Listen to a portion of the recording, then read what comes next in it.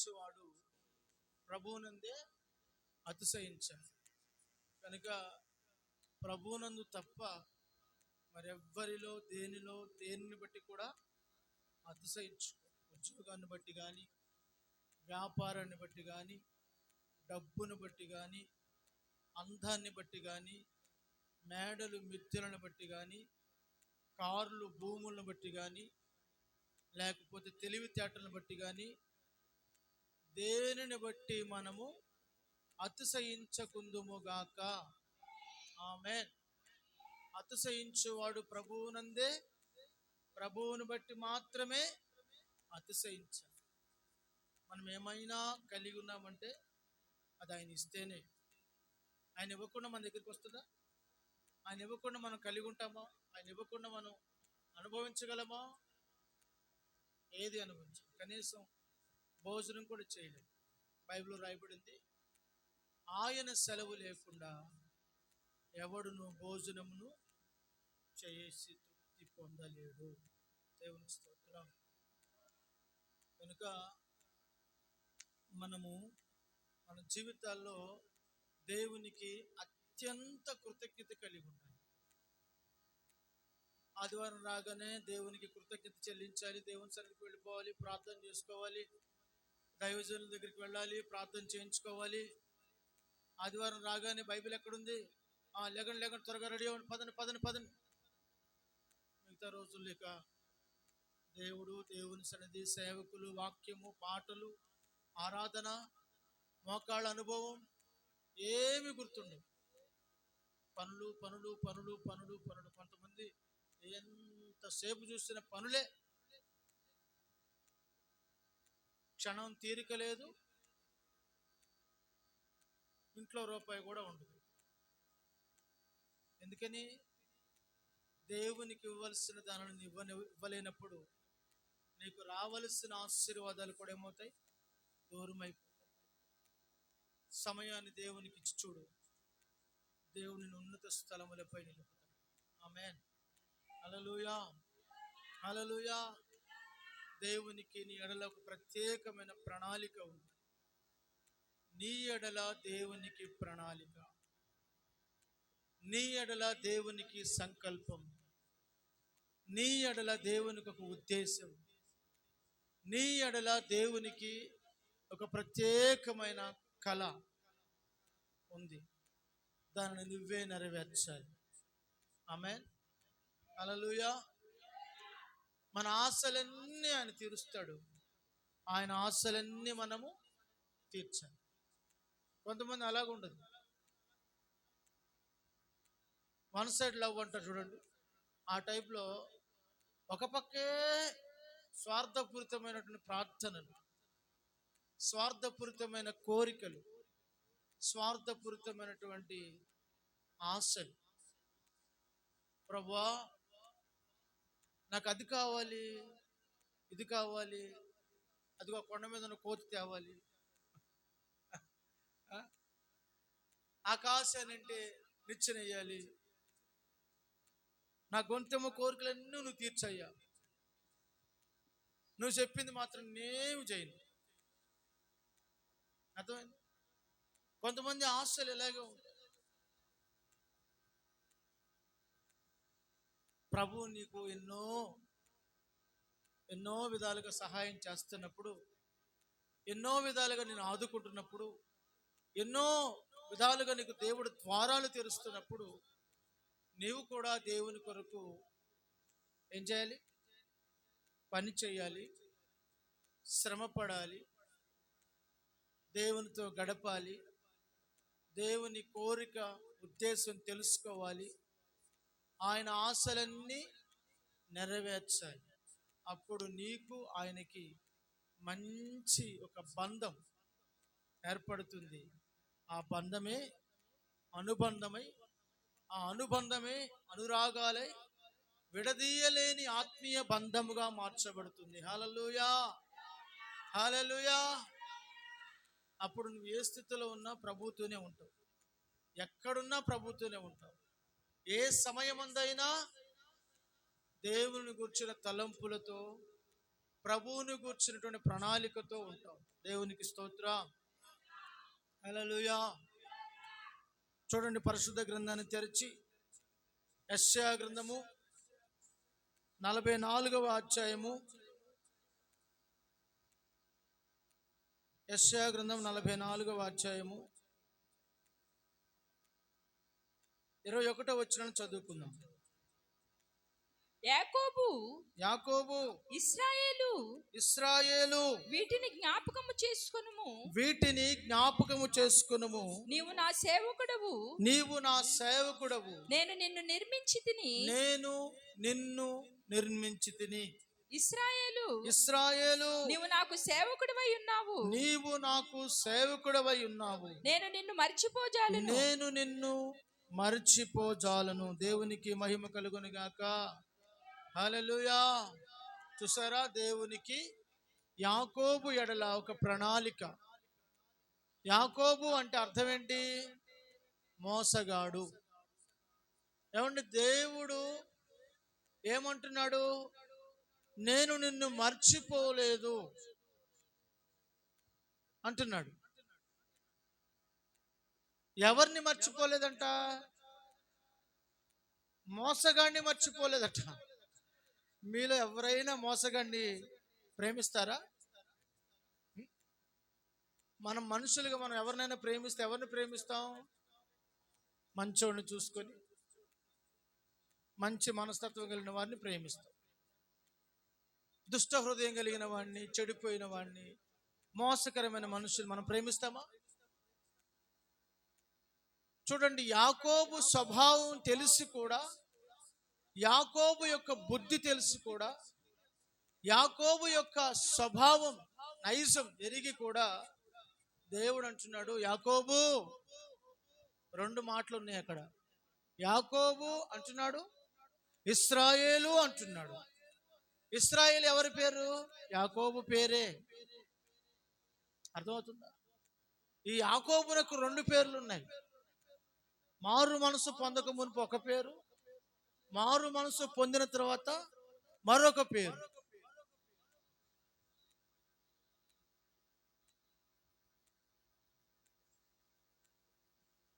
హల్లెలూయా.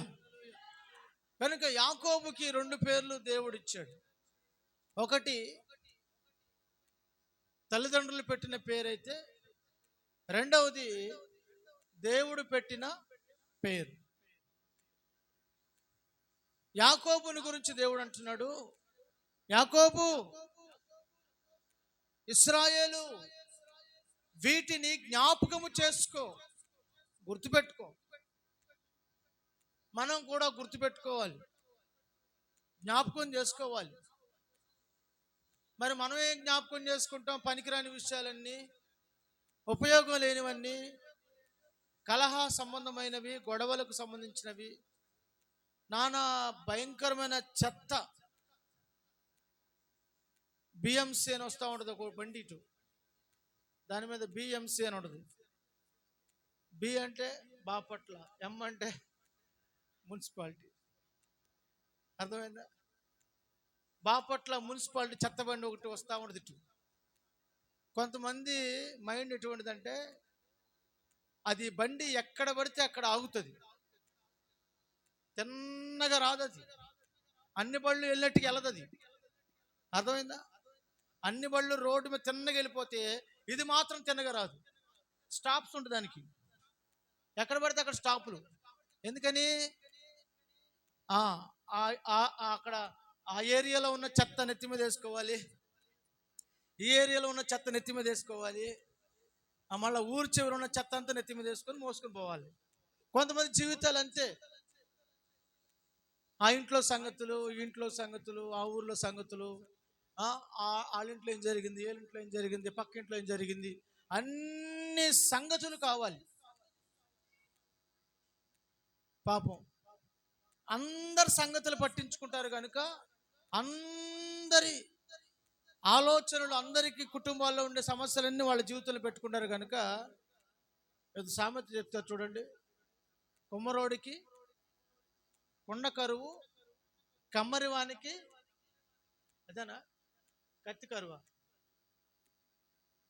కమ్మరివాడేనా కుమ్మరివాడు మొత్తానికి ఏదో కరువు అన్నట్లు ఈ అందరి ఆశలు ఆలోచనలన్నీ లేకపోతే వాళ్ళ ఇంట్లో ఏమైనా తీసుకునే వాళ్ళకి వీళ్ళ ఇంట్లో ఏం జరుగుతుందో వాళ్ళకి అర్థం కాదు. అర్థమైందా? ఎందుకని అందరి విషయాలు వీళ్ళు తెలుసుకుంటారు కాబట్టి వీళ్ళ ఇంట్లో ఏం జరుగుతుందో వీళ్ళకి అర్థం కాదు. దేవుడు అంటున్నాడు, నువ్వు మోసగాడివే, నాకు తెలుసు, నేనే కదా నిన్ను నిర్మించింది. ప్రభు అది చెప్తున్నాడు, నేను నిన్ను నిర్మించి తిని నేనే, నాకు తెలుసు నువ్వు మోసగాడు అని. నీ మోసకరమైన జీవితాన్ని నా దగ్గర ఒప్పుకున్నావు కనుక, అతిక్రమములు దాచిపెట్టకుండా వాటిని ఒప్పుకున్నావు కనుక, ఇదిగో నువ్వు కనికరం పొందుకున్నావు, నీ పేరు మార్చబడింది. నీ పేరేంటి? ఇశ్రాయేలు. ఇశ్రాయేలు అనగా అర్థం ఏంటి? జయం పొందినవాడు, దేవునితోను మనుషులతోనూ పోరాడి గెలిచినవాడు, ఆశీర్వదించబడినవాడు. ఎవరు? ఒకప్పుడు శాపగ్రస్తుడు, ఒకప్పుడు శాపములో ఉన్నాడు, పాపములో ఉన్నాడు. ఇప్పుడైతే ఆశీర్వదించబడ్డాడు. ఎలా ఆశీర్వదించబడ్డాడు అంటే దేవుడు అతన్ని ఆశీర్వదించాడు. ఎప్పుడు ఆశీర్వదించాడు అంటే తన పాపమును, తన అతిక్రమమును, తన దోషమును ప్రభువు దగ్గర ఒప్పుకొనగా దేవుడు అతన్ని ఆశీర్వదించాడు. ఈ విషయాన్ని మీరు గుర్తుపెట్టుకోవాలి. మనం కూడా మన పాపమును, మన అతిక్రమం, మన దోషములన్నిటిని కూడా ప్రతి దినము ప్రభు దగ్గర కడుగుకోవాలి, ఒప్పుకోవాలి. ప్రతి దినం దేవుని దగ్గర మనం శుద్ధీకరణ కలిగి ఉన్నాం, శుద్ధి చేసుకోవాలి జీవితాన్ని. ప్రతిరోజు మనం స్నానం చేస్తామా లేదా? ప్రతిరోజు పళ్ళు తోముతాం లేదా? ప్రతిరోజు ఇల్లు దులుపుతాము లేదా? ఇల్లు తుడుస్తాము లేదా? ప్రతిరోజు గిన్నెలు కడుగినట్లుగానే, బట్టలు ఉతికినట్లుగానే నీ హృదయాన్ని కూడా ప్రభు దగ్గర దోషం ఏదైనా ఉన్నట్లయితే, పాపం ఏదైనా ఉన్నట్లయితే, శాపం ఏదైనా ఉన్నట్లయితే, చిన్న చిన్న అతిక్రమాలు ఏదైనా ఉన్నట్లయితే వాటిని ప్రభువు దగ్గర ఒప్పుకోవాలి. ఏం చేయాలి? ఒప్పుకోవాలి. ఎప్పుడైతే నువ్వు కప్పుకొనక ఒప్పుకుంటావో నీకు రావలసిన దీవెనలన్నీ వస్తాయి. దేవునికి స్తోత్రం. నువ్వు ఒప్పుకోనంత కాలం నీ నెత్తి మీద శాపమే తప్ప ఆశీర్వాదం ఉండదు. పెద్దలు అంటుంటారు కదా, కొంతమంది అంటుంటారు ఏమని, ఈ దరిద్రుడి కంట ఏ మూలకు పోయినా ఏం ఎదురొస్తుందంట? ముళ్ళ కంప ఎదురొస్తుందంట, శాపం ఎదురొస్తూ ఉంటుంది. కొంతమందికి ఏ పని చేసినా కలిసి రాదు, ఏ వ్యాపారం ప్రారంభించినా కలిసి రాదు, ఏ వాహనం కొన్నా కలిసి రాదు, ఏ ఇల్లు కట్టుకున్నా కలిసి రాదు. మాకు ఇల్లు కలిసి రాలేదండి, స్థలం కలిసి రాలేదండి, మాకు ఇనుప వస్తువు కలిసి రాలేదండి, మాకు ఇల్లు వాస్తు దోషం ఉందండి అని రకరకాలు చెప్తూ ఉంటారు. దేవుడు అంటున్నాడు, ఇదిగో నీవు నా వైపు తిరిగినట్లయితే నేను నీ వైపు తిరుగుతాను. మొదటిగా ఎవరి వైపు తిరగాలి? మనం ప్రభువు వైపు మనం తిరిగితే ప్రభు మన వైపు తిరుగుతాడు. ఎప్పుడైతే ప్రభు మన వైపు తిరుగుతాడో, వాక్యం రాయబడింది, వాక్యం అంటాడు, నీ నిమిత్తము శాపమును నేను ఆశీర్వాదకరంగా మారుస్తాను. ఆమేన్, హల్లెలూయా. నీ శాపమును కొట్టివేసి నీ శాపమును నీకు ఆశీర్వాదకరంగా చేస్తాను అంటున్నాడు. ఈ లోకములో మన శాపగ్రస్తమైన బ్రతుకుని మార్చగలిగిన వారు ఎవరైనా ఉన్నారా? మనకు దుఃఖము వచ్చినప్పుడు మనల్ని ఓదార్చేవారు ఎంతోమంది ఉంటారు, మన స్నేహితులు. కానీ వారు ఓదార్చినంత మాత్రం మనం ఓదార్పు పొందుతామా? పొందం. దేవుడే ఓదార్చాలి కదా. అందుకే నేను ఎప్పుడు కూడా మాట అంటాను, ఏదైనా ఇస్తే దేవుడే ఇవ్వాలి. దేవుడు ఇవ్వాలి, మన దరిద్రం తొలగిపోవాలి. దేవుడు ఇవ్వకుండా మన దరిద్రం ఎప్పటికీ తొలగిపోదు. అర్థమవుతుంది? మనుషులు ఇస్తే ఎంత ఇస్తారు? కొంచెమే ఇస్తారు. కొంచెం ఇచ్చి ఎంత చెప్తారు, ఇచ్చింది ఇంత, చెప్పుకునేది ఇంత. కానీ దేవుడు ఇస్తే మనుషుడు గుప్పులు విప్పుతాడు, కానీ దేవుడు ఆకాశపు వాకిళ్ళు విప్పుతాడు. దేవునికి స్తోత్రం, హల్లెలూయా. నీళ్లు లేక వేసవికాలం పక్కింటికి వెళ్ళి ఒక బిందె నీళ్ళు అడిగాం అనుకో, లేవు కానీ సగం పోస్తా తీసుకెళ్ళి సగం పోస్తుంది బిందులు ఆమె. బిందులో ఎన్ని పోస్తుంది? సగం పోస్తుంది. అదే దేవుడు ఆకాశపు తూములు విప్పాడు అనుకోండి, ఆకాశపు వాకిళ్ళు విప్పాడు అనుకోండి, పట్టజాలంత విస్తారమైన వర్షం. రాత్రి మనం చూసాం కదా, ఏరులై పారింది. దేవునికి స్తోత్రం. వర్షం లేకపోతే భూమి కరువుతో ఆలాడుతుంది. కనుక దేని కాలమందు దేవుడు అది చక్కగా ఉన్నట్లు సిద్ధపరిచాడు. Praise the lord. హల్లెలూయా. కనుక దేవునికి నీ ఎడల ఒక ప్రత్యేకమైన ప్రణాళిక ఉంది. నీకు తెలియదు దేవుని ప్రణాళిక ఏంటో, నీకు తెలియదు. నువ్వేమడుగుతావు దేవుణ్ణి? దేవుడా నాకు అది చెయ్యి, దేవుడా నాకు ఇది చెయ్యి, దేవుడా నన్ను అలా చెయ్యి, దేవుడా నన్ను ఇలా చెయ్యి, నన్ను అలా నడిపించు, ఇలా నడిపించు, నన్ను ఆ మార్గంలో తీసుకెళ్ళు. అదిగో ఒక ఆయన ప్రార్థన చేస్తున్నాడు ప్రతిరోజు దేవుని మందిరానికి వచ్చి, రోజు ప్రార్థన చేస్తున్నాడంట. ఏమని ప్రార్థన చేస్తున్నాడు? నాకు ఎవరు కావాలి? ఏదో పేరు, నాకు సమాధానం కావాలి, సమాధానం కావాలని ప్రార్థన చేస్తున్నాడు. ఏం కావాలండి? సమాధానం కావాలని ప్రార్థన చేస్తుంటే దైవజనుడు, ఈ యవనస్తుడు ఎంత భారం కలిగిన వాడు, సమాధానం కొరకు ప్రార్థన చేస్తున్నాడు అని దైవజనుడు ఒకరోజు అడిగాడంట. ఏంటైనా నీకు సమాధానం కావాలని ప్రార్థన చేస్తున్నావు, నాకు చెప్పు, నేను కూడా ప్రార్థన చేస్తానంటే, సరైన పాస్టర్ గారు చెప్తాలే సమయం వచ్చినప్పుడు అన్నాడంట. సమయం వచ్చినప్పుడు చెప్తాలే అన్నాడంట. కొన్ని రోజుల తర్వాత మందిరానికి రావడం మానేశాడంట. పాస్టర్ గారు వెళ్ళి అడిగారంట, ఏంటన్నా మందిరానికి రావడం మానేసామంటే, సమాధానం పోయిందిగా అన్నాడంట. సమాధానం పోయిందిగా, ఇక నాకు మందిరంతో పని ఏంటి? అర్థమైందా మీకు? సమాధానం అనే అమ్మాయి ఆ మందిరానికి వస్తుంది. ఆమె పేరు సమాధానమ్మ. ఆ సమాధానం కోసం మందిరానికి వస్తున్నాడు. సమాధానం కావాలని ప్రార్థన చేస్తున్నాడు. ఎప్పుడైతే సమాధానం మానేసిందో ఇక మందిరం మానేశాడు. తుచ్చమైన కోరికలు, తుచ్చమైన ఆశలు. ఇది కాదు దేవుడికి నీ ఎడల కలిగిన ప్రణాళిక. దేవుడు నీ ఎడల కలిగిన ప్రణాళిక నువ్వు తెలుసుకోవాలంటే, మొట్టమొదటిగా నీ ఆశలన్నీ విడిచిపెట్టి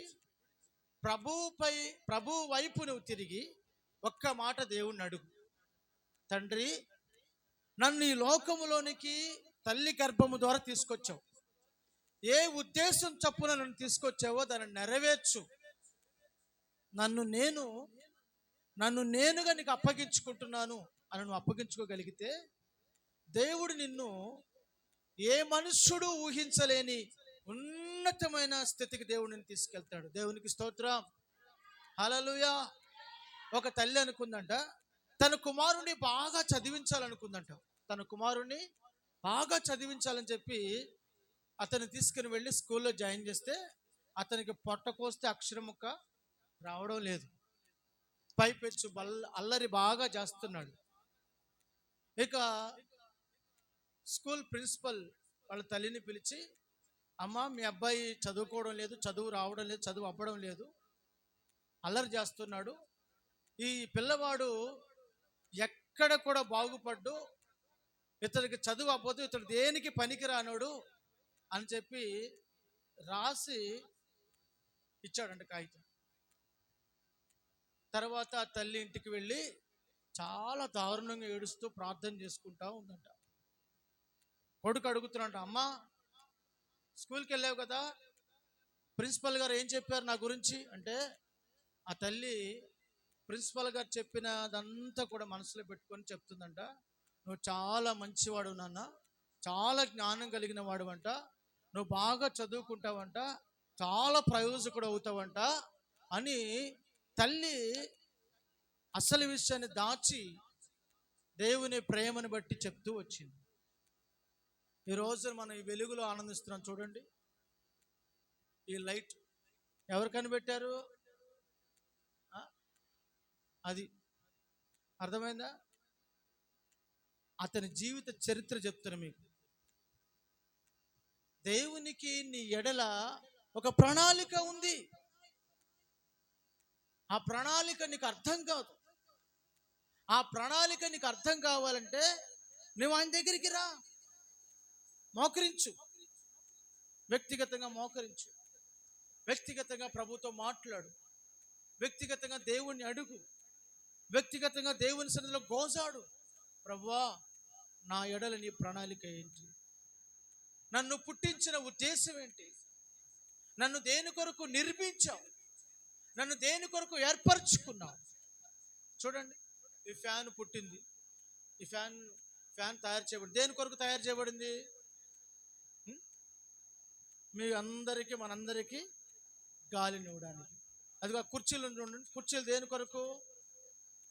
మనలను కూర్చోబెట్టుకోవడానికి. ఈ మైక్ ఉంది చూసారా? ఈ మైక్ దేనికి? చిన్నగా మాట్లాడే శబ్దాన్ని 100 మందికి వినిపించడానికి తయారు చేయబడింది. అంటే ప్రతి వస్తువు ఒక ప్రణాళికతో సిద్ధపరచబడింది. మరి నీ ఎడల దేవునికి ప్రణాళిక లేదా? తాత్కాలికమైన కంటికి కనబడుతున్నటువంటి జీవము లేని ఈ వస్తువులే ఒక ప్రణాళికతో తయారు చేయబడినప్పుడు నీవు దేవునికి ఎంతో ఇష్టడవు.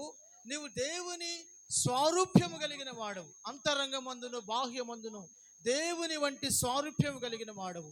దేవుడు తన రూపములో తన పోలిక చొప్పున నేను నిర్మించాడు. అర్థమైందా? నువ్వు ఎంతో విలువైన వ్యక్తివి. ప్రభు అన్నారు కదా, ఆకాశ పక్షుల కంటే మీరెంతో శ్రేష్ఠులు. కనుక దేవునికి మనం ఎంతో ఇష్టలం. మనము దేవుని పిల్లలం. దేవుడు మనలను తన శ్వాస మనకిచ్చి ఏర్పరచుకున్నాడు. నరుని ఆత్మ యెహోవా పెట్టిన దీపం. మట్టితో బొమ్మను చేసి ఆ బొమ్మలో జీవవాయువును ఊదగా నరుడు జీవించు ప్రాణి ఆయను అని రాయబడింది బైబిల్లో స్పష్టంగా. నరుడు జీవించు ప్రాణి ఆయను. మనల్ని జీవింపచేసే ఆత్మ మనలో ఉంచాడు ప్రభు. అందుకనే శరీరము ఆత్మకు, ఆత్మ శరీరమునకు ఒకదానికి ఒకటి విరోధంగా పోరాడుతూ ఉంటాయి. శరీరము చెడు చేయమని చెప్తుంది, ఆత్మ మంచి చేయమని చెప్తుంది. శరీరము పొరపాటు చేస్తున్నప్పుడు ఆత్మ మనస్సాక్షి మనల్ని గద్దిస్తుంది. ఆత్మ నడిపింపు వేరు, శరీర మనస్తత్వం వేరు. అందుకే దేవుని వాక్యం రాయబడింది, శరీర సంబంధమైన మనస్సు గలవారు దేవుని సంతోష పెట్టలేరట. కనుక మనం దేవుని సంతోష పెట్టేవారుగా ఉండాలి అంటే మనం దేవుని చిత్తాన్ని తెలుసుకోవాలి, దేవుని ప్రణాళిక తెలుసుకోవాలి. కొందరికి దేవుడు చక్కగా కూర్చోబెట్టి మంచిగా చెప్తాడు. కొంతమందికి వినకపోతే ఒక దెబ్బ కొట్టి వాళ్ళ దారిలో తీసుకొస్తాడు. ఏది చేసినా దేవుడు మన మేలు కొరకే చేస్తాడు. ఏది చేసినా దేవుడు మన మేలు కొరకే చేస్తాడు. అందుకే దైవజనులు ఒక పాట రాశారు, అంతా నా మంచి నా మేలు కోసమని ఒక పాట రాశారు. అంతా నా మేలుకే, అంతా. అది ఎవరి చిత్తానికి వంచాలి? తల. యేసయ్య చిత్తానికి తల ఉంచాలి. నీ చిత్తం అయ్యా, తల ఉంచాలి. మీకు విషయం చెప్పనా? అల నీ మీదుగా దాటి వెళ్తానని, సముద్రం అల నీ మీదకి వస్తున్నప్పుడు నువ్వు తల ఉంచావనుకో, అల నిన్ను దాటుకుని వెళ్ళిపోతుంది. తల పైకి లేపావనుకో, నేను వెనక్కి పడేసి వెళ్ళిపోతుంది. అర్థమైందా? జీవితంలో సమస్యలు ఎన్నో వస్తాయి. కెరటాలు లాంటి సమస్యలు ఎన్నో వస్తాయి. పెను తుఫాను లాంటి సుడిగాలు ఎన్నో వస్తాయి. నువ్వన్నిటికీ జీవితంలో తల వంచాలి. కొంతమంది ఏదన్నా అన్నారనుకోండి, సొంత భర్తే నిన్ను పోషించి సంరక్షించి నీ ఆలన పాలన చూసే నీ భర్తే ఒక మాట అంటే నువ్వు తల ఎదురాడావు అనుకోండి, ఇక ఇంట్లో పెద్ద పోరాటమే ఉంటుంది. అర్థమైందా? తల దించావు అనుకోండి, అంటే అన్నాడు నా భర్తే కదా, అంటే అన్నారులే, నా తల్లే కదా, నన్ను కన్న తల్లే కదా, వాళ్ళకు ఉండకపోతే ఇంకెవరికి ఉంటుంది అధికారం. అంటే అన్నారులే, నా సొంత అక్కే కదా, నా అన్నయ్యే కదా నన్ను అంది, నా తండ్రే కదా నన్ను అంది. వాళ్ళకి పెట్టే అధికారం ఉంది, తిట్టే అధికారం ఉంది, కొట్టే అధికారం కూడా ఉంది. ఎందుకంటే వాళ్ళు నన్ను కన్న తల్లిదండ్రులు. నన్ను పోషించే వాళ్ళని నువ్వు తలదించుకుంటే నీవు ఆశీర్వదించబడతావు. కనుక నీ ఎడల దేవునికి కలిగిన ప్రణాళిక నువ్వు మొదలు తెలుసుకోవాలి. తెలుసుకుంటే నువ్వు ఆశీర్వదించబడతావు. యాకోబు తెలుసుకున్నాడు. యాకోబు దేవునికి అప్పగించుకున్నాడు. యాకోబు దేవుని సన్నిధిలో కూర్చున్నాడు. యాకోబు దేవుని సన్నిధిలో ప్రార్థించాడు. యాకోబు దేవుని సన్నిధిలో గోజాడి అడిగాడు, నన్ను ఆశీర్వదించమని. తనకు అప్పటికే శరీర సంబంధమైన ఆశీర్వాదం విస్తారముగా ఉంది, కానీ ఆత్మ సంబంధమైన ఆశీర్వాదం అతని జీవితంలో లేదు.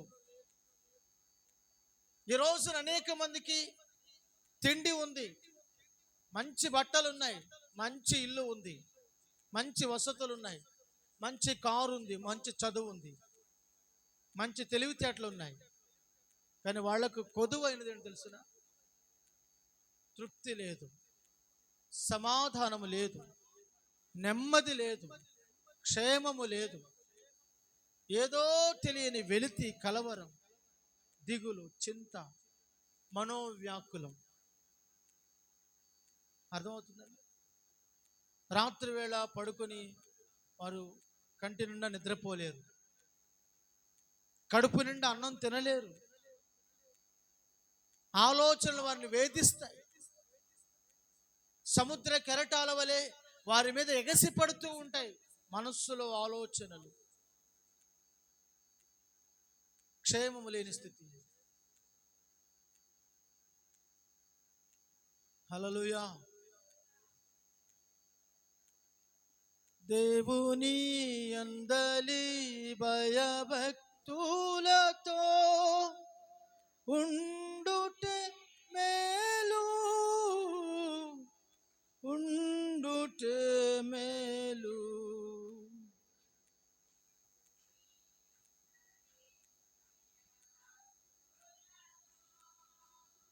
ఉండుటే మేలు, ఉండుటే మేలు.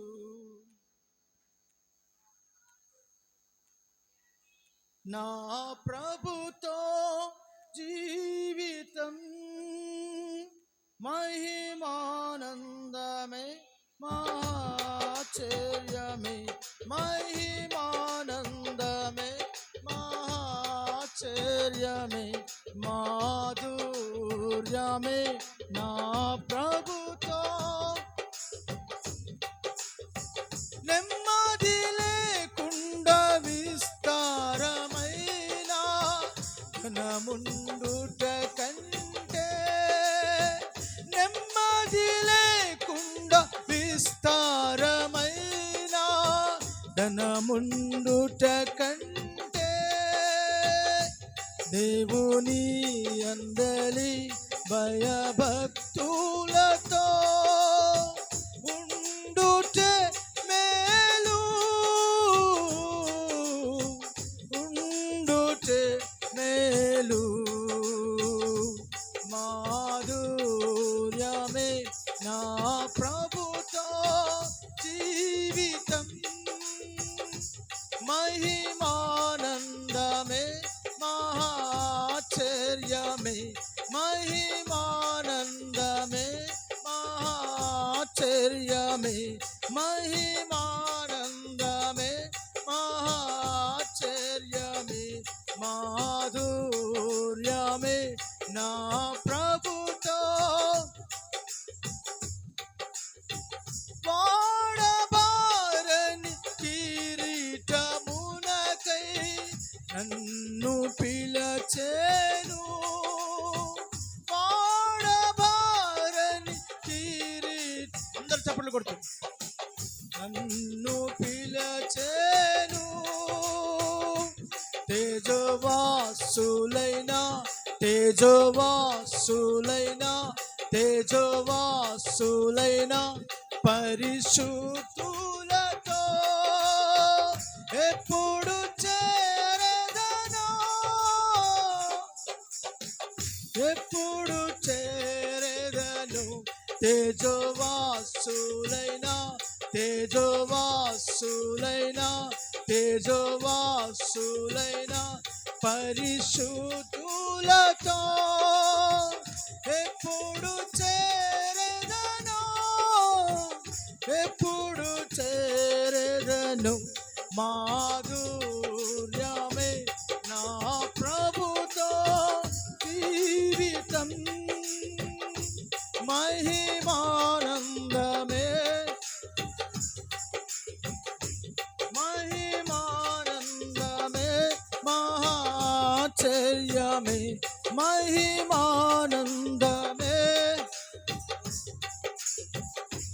మహిమానందమే మహాచర్యమే మహిమానందమే మహాచర్యమే మాధుర్యమే మాధుర్యమే మాధుర్యమే నా ప్రభుతో జీవితం.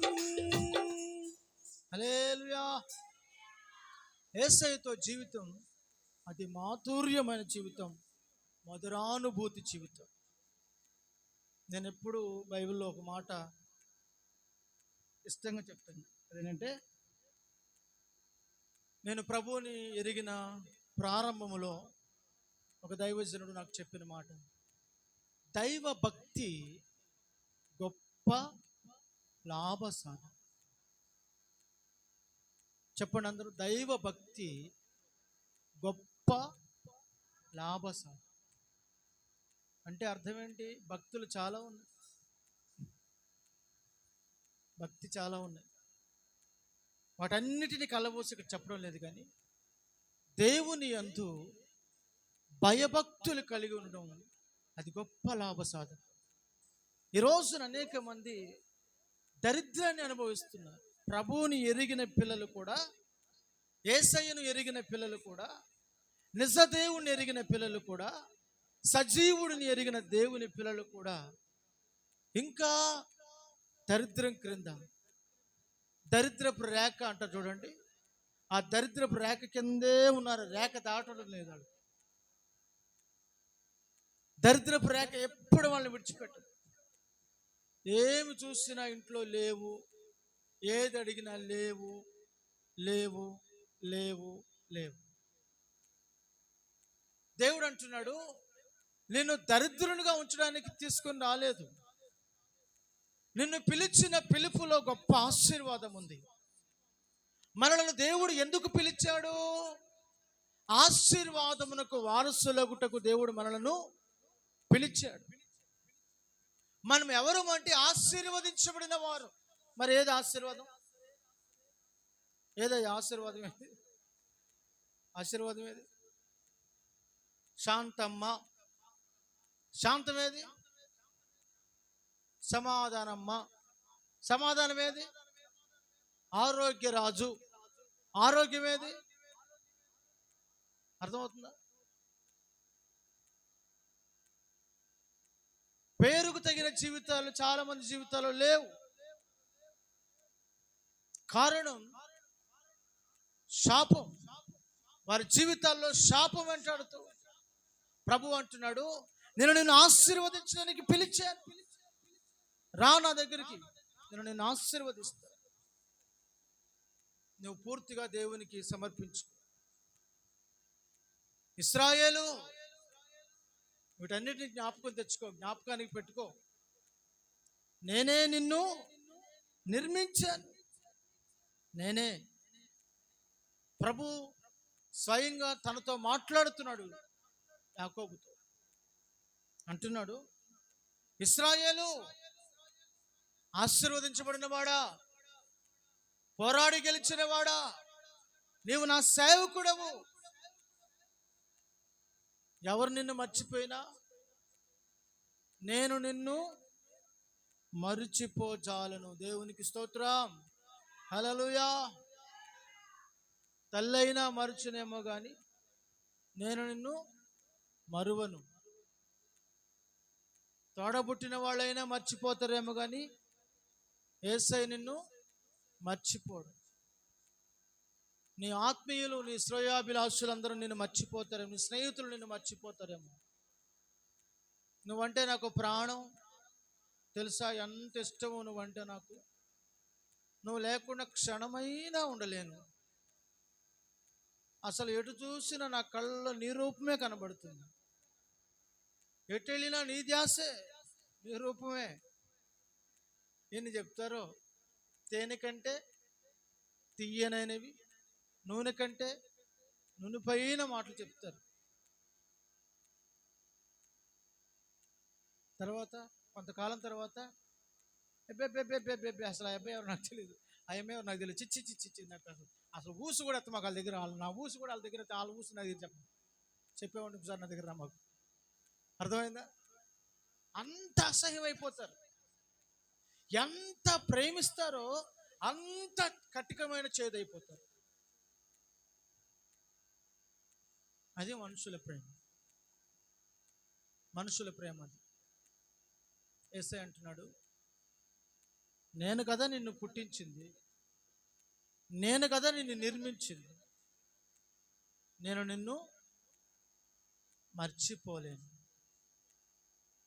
మరువ చాలు. ఎప్పటిదాకా మర్చిపోవయ్యా? తల్లి ఒడిలో కూర్చున్నది మొదలు చంకనెత్తుకున్న ప్రేమ, చిరుప్రాయము నుండి ముసలితనము వరకు నిన్ను ఎత్తుకొనుచు నేను రక్షించువాడను నేనే. నిన్ను ఆయన రక్షించువాడు, నిన్ను ఆయన నడిపించువాడు. నీకు ఆలోచన చెప్పి నువ్వు నడవలసిన మార్గాలలో చెయ్యి పట్టి వెన్ను తట్టి నిన్ను విడువక ఎడబాయక పగలైనను రాత్రి అయినను ఏ జామునైనను నీ ప్రక్కన, నీ ముందు, నీ వెనుక నిన్ను ఆవరించి ఉన్నవాడు. దేవునికి స్తోత్రం. హల్లెలూయా. చుట్టూ నన్ను ఆవరించావు, చుట్టూ నన్ను ఆవరించావు, తెలుసుకున్నావు.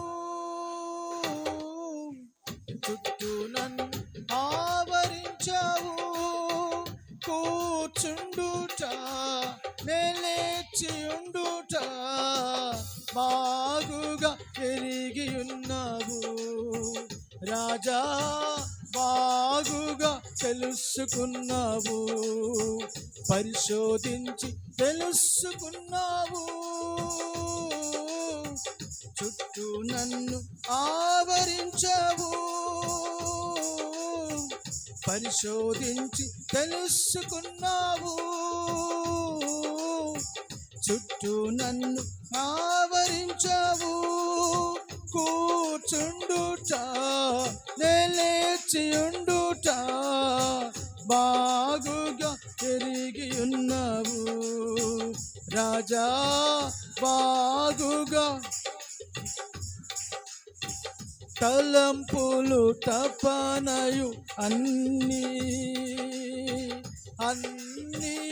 ఎరిగి ఉన్నావు. తలంపులు తపనయు అన్నీయు ఎరిగి ఉన్నావు. నడచినను పండుకున్నాను, నడచినను పండుకున్నాను. అయ్యా నీవెరిగి ఉన్నావు. ధన్యవాదం యేసు రాజా, ధన్యవాదం యేసు రాజా. నన్ను చూచువాడా, నిత్యం కాచువాడా, నన్ను చూచువాడా, నిత్యం కాచువాడా. పరిశోధించి తెలుసుకున్నావు. చుట్టూ నన్ను ఆవరించావు. పరిశోధించి చుట్టూ నన్ను వెనుకను ముందును కప్పి చుట్టూ నన్ను ఆవరించావు. వెనుకను ముందును కప్పి చుట్టూ నన్ను ఆవరించావు. నీ చేతులచే అనుదినము పట్టి నీవే నడిపించావు. నీ చేతులచే అనుదినము పట్టి నీవే నడిపించావు. ధన్యవాదం యేసు రాజా, ధన్యవాదం యేసు రాజా, ధన్యవాదం యేసు రాజా. నన్ను చూచువాడా, నిత్యం కాచువాడా, నన్ను చూచువాడా, నిత్యం కాచువాడా. హల్లెలూయా, హల్లెలూయా. ముందును వెనుకను కప్పి చుట్టూ మనల్ని ఆవరించాడు. అంత సెక్యూరిటీ ఎవరికి తెలుసా? ప్రధానమంత్రి నరేంద్ర మోడీకి ఉన్నంత సెక్యూరిటీ. అయినా అయినా అంత సెక్యూరిటీ, హై సెక్యూరిటీ ఉన్న, బుల్లెట్ ప్రూఫ్ అంటారు, అంత సెక్యూరిటీ వారికి ఉన్న శూన్యమే. శత్రువు ఏదో ఒక పక్కన ఏదో ఒక రకంగా దాడి చేస్తారు. కానీ ప్రభు అంటున్నాడు, ఇదిగో నా దూతను నీకు ముందుగా పంపుచున్నాను. వారు నిన్ను తమ చేతుల మీద ఎత్తి పట్టుకుంటారు, నీ పాదములకు రాయి తగులుకుంటారు. ఇదిగో నీ కుడి ప్రక్క 1000 మంది పడులను, నీ ఎడమ ప్రక్క 10,000 మంది కూలులను, ఏ అపాయం నీ యొద్దకు రాదు. నువ్వు భుజంగములను అణగదొక్కుదువు, నాగుపాములను అణగదొక్కుదువు, కొదమ సింహములను, కానీ ఏ హాని నీకు. ఎందుకని? యెహోవా నాకు ఆశ్రయ దుర్గము, యెహోవా నాకు కేడెము. వేటకాని ఊరు నుండి పక్షి తప్పించుకున్నట్లు ఆయన నీ ప్రాణమును నాశనకరమైన తెగులు నుండి, నాశనకరమైన గుంట నుండి నిన్ను విడిపించింది. Praise the lord. Hallelujah, hallelujah, hallelujah. ఆయన రెక్కల నీడలో ఆరోగ్యం ఉంది. చెప్పాను కదా, ఆయన రెక్కల నీడలో ఆశ్రయం ఉంది, ఆయన రెక్కల నీడలో కాపుదల ఉంది, ఆయన రెక్కల నీడలో భద్రత ఉంది. ఆయన బాధ్యత గల తండ్రి. నీ తండ్రి మంచివాడైతే, నీ తల్లి మంచిదైతే ఎంత బాధ్యతగా నేను చూసుకుంటాను. నీ తండ్రి బాధ్యత కలిగిన వాడైతే నీకేమి కుదవరానివాడు. కంట కన్నీరు జారనివ్వకుండా నేను చూసుకుంటాను. నా యేసయ్య నిన్ను గూర్చిన విషయంలో బాధ్యత కలిగిన తండ్రి. హల్లెలూయా, హల్లెలూయా. బాధ్యత గల తండ్రి. నేను ఎప్పుడైనా ఆయన పిలిస్తే ఏమని పిలుస్తా తెలుసును? నీ ఇంట్లో నీ నీ పక్కింటి వాళ్ళు కానీ పిలుస్తారు చూడండి, కొంతమంది ఎంత అసభ్యకరంగా ఉంటాయి ఆ పిలుపులు. కొంతమంది కోపం వస్తే భర్తను కూడా పట్టుకుని రే ఒరే సై, ఏం చండాల పిలుపులు పిలుస్తారు. యేసయ్య ఎప్పుడైనా ఎవరినైనా అట్లా పిలుస్తాడా? ఏమని పిలుస్తాడు యేసయ్య? అమ్మా. ఎవరిని పిలిచాడు బైబిల్లో యేసయ్య అమ్మా అని? అందరూ రాళ్లతో తరుముతూ ఉంటే యేసయ్య ఏమని పిలిచాడు? అమ్మా. ఆమె జీవితంలో ఎప్పుడైనా విన్నది ఆ పేరు? అందరూ ఆమెకి ఏమని ముద్ర వేశారు? పాపాత్మురాలైన స్త్రీ, పాపాత్మురాలైన స్త్రీ, పాపాత్మురాలైన స్త్రీ అని ముద్ర వేస్తే యేసయ్య ఆమెను ప్రేమతో తన పాపం నుండి విడిపించాడు. అది యేసయ్య ప్రేమ. ఈరోజు ఢిల్లీ మొదలుకొని గల్లీ వరకు, అర్థమైందా? కాశ్మీర్ నుండి కన్యాకుమారి వరకు కత్తి పట్టకుండా, యుద్ధానికి సై అనకుండా యేసుక్రీస్తు ప్రభు ప్రతి హృదయాన్ని గెలిచాడు, ప్రతి వ్యక్తిని గెలిచాడు, ప్రతి మనిషిని గెలిచాడు. జాతి లేదు, కులం లేదు, మతం లేదు, రంగు లేదు, రూపు లేదు, భాష లేదు, వ్యక్తిత్వాలు లేవు, అందరి హృదయాలు యేసయ్య గెలిచాడు. ఎలా గెలిచాడు? ప్రేమతో గెలిచాడు. ఎలా ప్రేమతో గెలిచాడు చెప్పండి? ఆయన దగ్గరికి మనం ఒక ఆశతో వచ్చాం, ఒక సమస్యతో వచ్చాం, ప్రార్థన చేశాం. ఎప్పుడైతే ప్రార్థన చేశామో ఆయన తీర్చాడు. ఆయన తీర్చిన తర్వాత నువ్వు వదిలిపెడతావా? ఇప్పుడు మీ ఇంటికి ఎవరైనా ఆకలి అయిందని వచ్చారనుకోండి, కూర్చోబెట్టి బైబిల్ తీసుకొని, ఇదిగో నీ ఆకలి దేవుడు తీరుస్తాడు, బైబిల్ ఇలాగుంది, ఇదిగో ఇది చదువు అంటే ఆడ ఆకలి తీరుతుందా? బైబిల్ని మొఖాన్ని ఇసిరి పారిపోతాడు. వాడికి ఏం కావాలి? ముందు ఏం కావాలి చెప్పండి? ఏం కావాలి? ఆహారం పెట్టాలి. వాడు ఆకలితో వచ్చాడు, ముందు అన్నం పెట్టు. అన్నం తిన్న తర్వాత నువ్వేమని చెప్పి వింటాడు. అదే యేసయ్య చేసిన పని. దేవునికి స్తోత్రం, హల్లెలూయా. బైబిల్ చెప్తున్న పదం కూడా అదే. ప్రార్థన ఆలకించువాడా, సర్వ శరీరులు నీ యొద్దకు వచ్చెదరు. సర్వ శరీరులు. ఎందుకని? ఆయన ప్రార్థన ఆలకించేవాడు. నీ కులం ఏంటి, నీ మతం ఏంటి, నా దగ్గరికి వస్తే నీకెందుకు నేను తీర్చాలి? మనుషులు ఇంతే కదా. వాళ్ళకి మనం చేసేది ఏంటి, వీళ్ళకి మనం చేసేది ఏంటి? యేసు అందరికీ ప్రభువు, యెహోవా అందరికీ ఉపకారి. వర్షం అందరికా కొందరికా? సూర్యుడు అందరికా కొందరికా? అందరికి. దేవుడు సృష్టించినవే అందరికీ అయినప్పుడు దేవుడు అందరివాడు, అందరికీ అందుబాటులో ఉన్నవాడు, పిలిస్తే పలికేవాడు, ఆశలు నెరవేర్చువాడు. ఇటు దేవుడు మనకు సరిపోయినవాడు, చాలినవాడు. చాలు. అర్థమవుతుందా? దేవునికి స్తోత్రం, హల్లెలూయా. యాకోబు జీవితాన్ని దేవుడు మార్చాడు. యాకోబుని దేవుడు ఎలా మార్చాడు? ఇశ్రాయేలుగా చేశాడు. యాకోబు ఏమయ్యాడు? ఇశ్రాయేలు అయ్యాడు.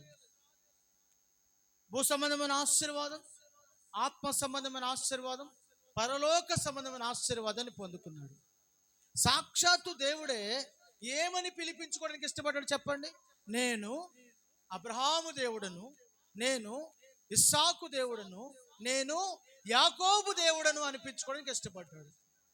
ఎవరు యాకోబు? మోసగాడు. మరి ఈ మోసగాడు దేవుడు ఎట్లా అయ్యాడు? మన ఇంట్లో ఎవరైనా చిన్న మోసం చేస్తే, అబద్ధం చేస్తేనే వాళ్ళతో ఒక నెల రోజులు మాట్లాడు. కొనిస్తానన్న వస్తువు, కొనిస్తానన్న గిఫ్ట్ కొనియకపోతే తల్లి కానీ తండ్రి కానీ వాళ్ళతో నెల రోజులు ముఖం మార్చుకొని మాడిపోయిన మసి డేక్షలాగా వాళ్ళతో మాట్లాడు. అర్థమవుతుందా? అటువంటి జీవితం కలిగినటువంటి యాకోబుని ఎవరిని మోసం చేశాడు? తండ్రిని, అన్నను, మామను మోసం చేశాడు. ఇంతమంది మోసం చేసిన వాడిని దేవుడు బ్రతుకు మార్చి అంటాడు, ఇశ్రాయేలు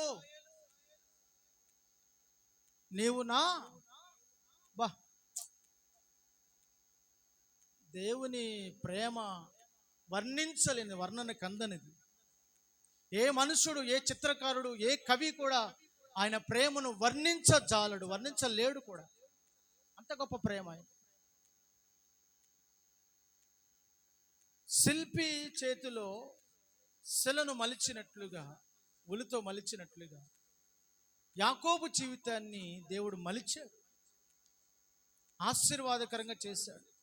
ప్రైజ్ ది లార్డ్. ఇంకొక 5 నిమిషాలు మనం ముగించుకుంటాం. మార్చిన తర్వాత ఇశ్రాయేలుగా చేశాడు, ఆశీర్వదించాడు. దేవుడే తన పేరు తనకిచ్చి తన దేవుడని పిలిపించుకోవడానికి ఇష్టపడ్డాడు. ఒక వ్యక్తి పేరు మీద దేవుడు ఒక దేశాన్ని నిర్మించాడు. ఈరోజు ప్రపంచంలో ఎన్నో దేశాలు ఉన్నాయి. అన్ని దేశాలలోకెల్లా అత్యంత స్వల్పమైనది, చాలా తక్కువ సంఖ్య కలిగినది, అత్యంత తెలివి కలిగినది, అత్యంత టెక్నాలజీ కలిగినది. మొన్న జరిగినటువంటి పాకిస్తాన్ ఇండియా యుద్ధంలో కూడా వాళ్ళు వాడినటువంటి మిజైల్స్ ఏవైతే ఉన్నాయో అవి అక్కడ టెక్నాలజీ సంబంధించి అక్కడి నుంచి కొనుగోలు చేసినవి. ఇజ్రాయెల్ దేశం నుంచి కొనుగోలు చేసిన టెక్నాలజీ. ఎవడో కాదనలేని సత్యం ఇది, జగమెరిగిన సత్యం. దేవుడు అంత జ్ఞానం వాళ్ళకి ఎందుకు ఇచ్చాడు? వాళ్ళ దేవుడు ఎందుకు అంత అభివృద్ధి పరిచాడు? ఎన్నో శత్రు దేశాలు దాన్ని మోకమ్మడిగా నాశనం చేయాలని చూస్తున్నాయి, కానీ నెత్తి మీద గొడుగులాగా చేసుకుంది. ఐరన్ డోమ్ లాగా నెత్తి మీద ఒక పెద్ద గొడుగు చేసుకు పెట్టుకుంది ఇజ్రాయెల్ దేశం. ఏ బాంబు కూడా దాన్ని ఏమీ చేయలేదు. చిన్న దేశమైన అత్యంత శక్తివంతమైన దేశంగా అది ఉంది. కారణం, దేవుడు ఎప్పుడో 1000 సంవత్సరాల క్రితమే వాగ్దానం చేశాడు, ఇశ్రాయేలు నీవు నా సేవకుడవు, నేను నిన్ను మర్చిపోజాలను. ఒక్కసారి దేవుడు ఒక మాట చెప్పాడంటే ఎన్ని తరాలైనా ఎన్ని యుగాలైనా మారదు. దేవుని మాట మారదు. మన మాటలు రోజుకొక మాట, పూటకొక మాట, గంటకొక మాట మారిపోతూ ఉంటాయి, క్షణానికి ఒక మాట మారిపోతూ ఉంటాయి. కానీ దేవుడు సెలవిస్తే అది ఎన్నటెన్నటికీ మారదు. అందుకే మీరు దేవుని దగ్గర నుంచి ఒక మాట దేవుని దగ్గర పొందుకోండి. మీ జీవితంలో ఒక్కసారైనా ఒక్క మాట దేవుని దగ్గర నుంచి పొందుకోండి. ప్రభువా, నాకు ఒక్క మాట మాట్లాడు చాలయ్యా, నా జీవితానికి ఒక్క మాట మాట్లాడు, నా జీవితం మారిపోతుంది. ఒక్కసారి నీ దర్శనం అనుగ్రహించి చాలు, ఒక్కసారి నీ దర్శనం అనుగ్రహించని చాలని దేవుని అడిగి పొందుకోండి. భూమి మీద ఎన్నో ముఖాలు చూశానయ్యా, తెల్లారు లేచి మొదలుకొని రాత్రి పడుకునే వరకు ఎన్నో మాటలు వింటాను, వేల కొలది మాటలు వింటాను, వేల కొలది ముఖాలు చూస్తాను. కానీ నీ ముఖ దర్శనం కావాలి, నీ మాట కావాలి, నీ తోడు కావాలి, నీ నీడ కావాలి. ప్రభుని అడుగుదామా? అందరూ మోకరించిన ప్రభు సన్నిధిలో ప్రార్థన చేసుకుంటాం. యాకోబును ఆశీర్వదించిన దేవుడవయ్యా, ఇస్సాకును ఆశీర్వదించిన దేవుడవు, అబ్రహామును ఆశీర్వదించిన దేవుడవు, నా జీవితాన్ని కూడా ఆశీర్వాదకరంగా మార్చండి. నేను నీ కుమారుడను ప్రభువా, నేను నీ బిడ్డను, నీ చేతి పని. నీవు లేకుండా నేను క్షణమైనా బ్రతుకలేనయ్యా. నన్ను ఆశీర్వాదకరంగా చేయి, నన్ను దీవెనకరంగా మార్చు. ఇంతవరకు నా సొంత ఆలోచనలతో, నా సొంత మార్గంలో నేను వెళ్ళిపోయాను, నా స్వచిత్తం నేను చేసుకుంటూ వెళ్ళిపోయాను. నాకు ఇష్టమైంది, నాకు తోచింది, నాకు ఇష్టం అనిపించింది నేను చేశాను. నన్ను క్షమించు. ప్రభుని ఒక్క మాట అడుగుదామా? ప్రభువా, ఈ మధ్యాహ్న సమయంలో ఇక మీదట నేను నీ చిత్తానికి తల వంచుతున్నాను, నీ ఇష్టానికి నేను అప్పగించుకుంటున్నాను. నా జీవితాన్ని ఆశీర్వాదకరంగా మార్చాయ్యా.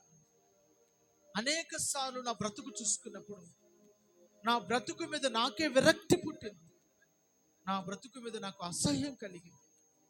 నాది కూడా ఒక బ్రతికేనా అనుకుంటూ ఉన్నాను.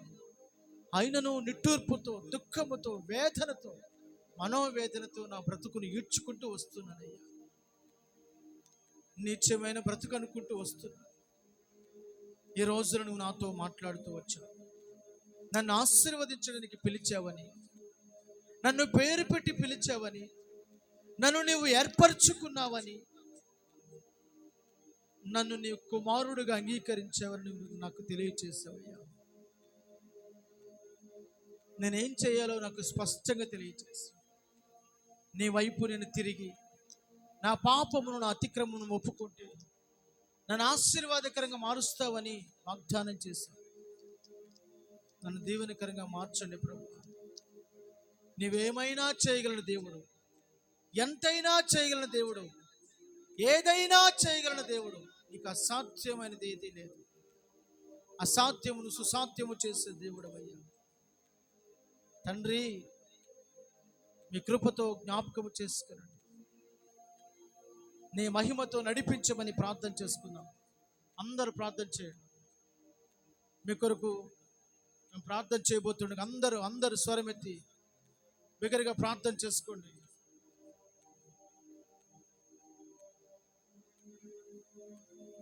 ప్రభు సన్నిధిలో దేవుని అడుగుతూ మీ పాపములు, మీ అతిక్రమము, మీ దోషములు, మీ తలంపులు, మీ ఆలోచనలు, ఎంతవరకు నువ్వు నడిచిన నడక, ఎంతవరకు నువ్వు జీవించిన జీవితం, అది నీకు క్షేమకరమైనది కాదు.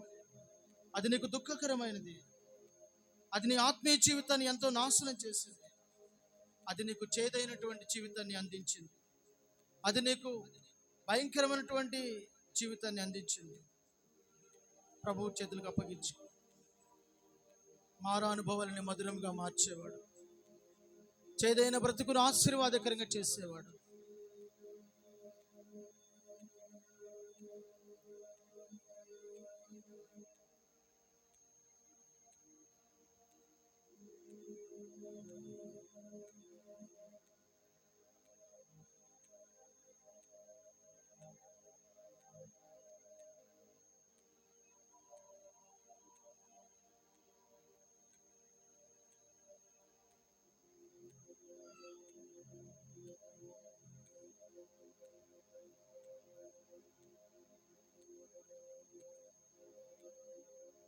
తలంపులు తపనయు